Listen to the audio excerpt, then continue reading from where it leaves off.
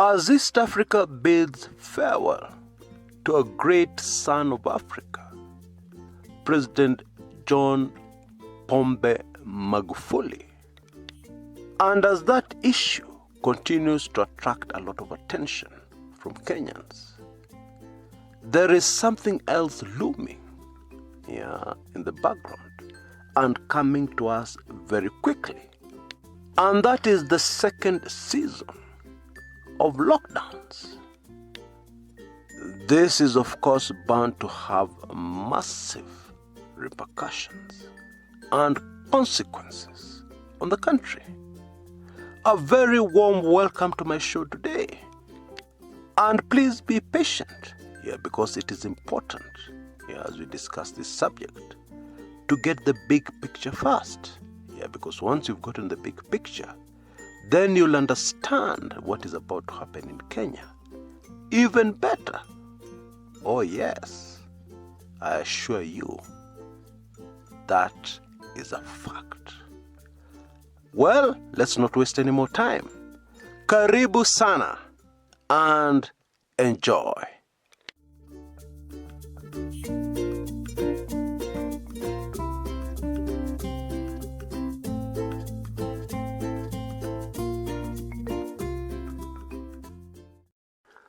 Mwanza is a beautiful lakeside town in the country called Tanzania. Mwanza has been hit very hard by some of the policies of former President John Pombe Magufuli. Those policies were, of course, designed to protect the country's mining industry.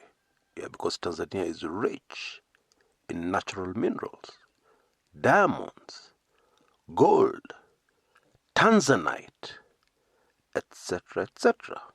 And for a long time, many illegal things were happening in Mwanza, which is close, the closest major town to most of these mining points.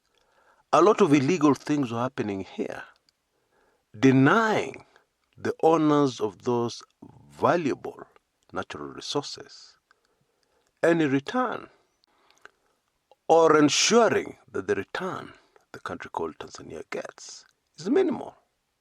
So Magufuli came down very hard on some of the things that were happening in Mwanza, that have for years enriched many traders. But of course it was not personal, because if you look carefully up one of the hills surrounding this city, you'll be able to see a house that Magufuli himself built decades ago. You see, I've had the privilege of not only visiting Mwanza, but living there for long enough to learn quite a lot. And as fate would have it, Mwanza was one of the last stops of the remains of Pombe Magufuli, as this remains headed to the small fishing village where he was born, called Chato, and of course, where he has been interred. The headlines in the print media said, Mwanza bids Magufuli the final farewell. Understandably, it is a time in Tanzania where there are many emotions, naturally, because no other president in this country has passed on in office. Magufuli is the very first. Of course, we had the incident in Zanzibar way back in 1964, when the Zanzibari president, Sheikh Abed Karume, was assassinated. But not only was that a long time ago, but Zanzibar is really a very tiny part of the country called Tanzania.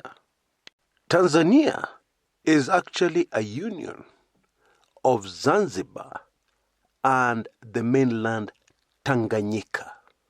And so, it is still accurate to say that what has just unfolded is unprecedented. Older Kenyans will remember the mood in Kenya in 1978, August, when Mzee Jomo Kenyatta, the country's founding father and president, passed on. Jomo was a ruthless president. Wise, he did quite a number of things that were important for setting the foundation of the country called Kenya. But he was also ruthless. And many say that he did nothing to stop the foundation of corruption that has wreaked havoc and continues to wreak havoc on the country called Kenya. Still, the mood then in Kenya was one of sadness.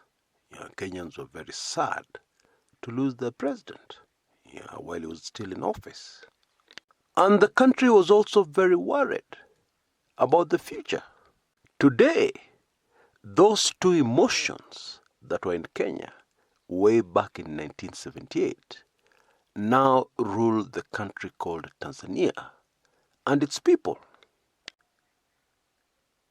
Even as the country tries to pick up the pieces, being led by the very first female president of this nation. Neighboring Kenya and Uganda have, of course, never had a female president. And so it is also an exciting time in the East African region.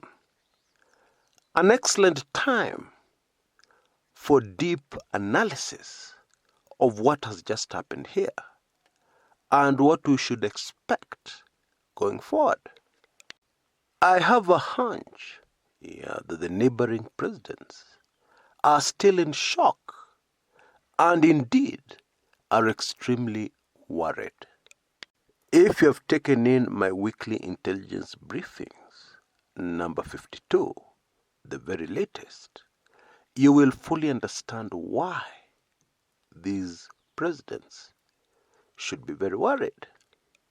And even if you haven't taken in my latest WIB, you can reach an answer when you start asking yourself a very simple question. Who benefits from the passing on of President John Pombe Magufuli? Or let me put it another way, the passing on of this great son of Africa. Oh yes, I still insist on calling him like that. His passing on has been very convenient and timely for some people. Jijazie. It is mind-boggling, but still very true, that in this time and age, we have people who are looking at what has just happened and they refuse completely to understand what exactly is happening. They repeat the phrases and words from mainstream media as if they were gospel truth. And they repeat them again and again like a broken record. You can imagine what effect that has on the people who fully understand what has happened here. Because the truth is that the continent of Africa has lost big time. Those who are fighting for a better Africa have also lost big time. Kenya has lost big time. The Kenya Private Sector Alliance yesterday issued a long, detailed press statement where they recommended to the president to tighten restrictions in the country. concerning increased levels of infections of ile ugonjwa ya Wuhan, China. They are strongly recommending longer curfew hours, and complete lockdowns, restriction of movements into the most affected counties, into and out of the most affected counties in the country. This is bound to have a massive impact on our economy, an economy that is already really struggling to survive. And to make matters worse, this comes at a time when we should expect very strict controls and measures aimed at controlling the pandemic unfolding for the first time in neighboring Tanzania. And Tanzania is a very important trading partner of Kenya. So that will mean lost revenues for Kenyan businessmen. That will also mean loss of livelihoods for many Kenyan entrepreneurs. And many of us are interpreting that statement from the Kenya Private Sector Alliance as a signal, a very strong signal that tells us our government is under intense pressure to tighten things, tighten restrictions. It is also true that our government has been under this pressure right from the beginning. February, March, the year 2020.